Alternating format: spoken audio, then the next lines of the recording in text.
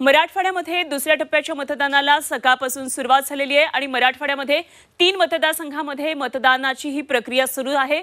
हिंगोली, नांदेड आणि परभणीमध्ये सकाळपासूनच मतदारांनी रांगा लावलेल्या आहेत आणि आपला मतदानाचा हक्क बजावतात। आज विदर्भामध्ये 5 आणि मराठवाड्यामध्ये 3 लोकसभा मतदारसंघासाठी मतदान होते। हिंगोलीमधून आपण ही दृश्य पाहतोय।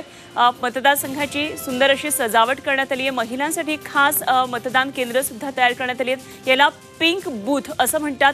तेव्हा अशा वेगवेगळ्या सुविधा यावेळी निवडणूक आयोगाकडून केलेल्या आहेत। आपण पाहतोय हिंगोलीतली ही काही दृश्य।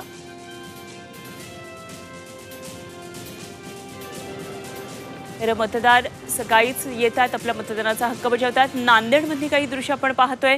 तर परभणीमध्ये सुद्धा मतदानाला सकाळपासून सुरुवात झाली आहे। लोक रांगा लावून मतदान करत आहेत आणि निश्चितच सकाळच्या सत्रात 11 वाजेपर्यंत मतदानाचा टक्का हा अधिक दिसणार आहे। अनेक ठिकाणी उन्हाच्या तीव्र झळा आहेत, त्यामुळे अशा वातावरणामध्ये बाहेर पडण्यापेक्षा लवकर आपल्या मतदानाचा हक्क बजावण्याचा प्रयत्न या सर्व लोकांचा दिसून येतो आहे।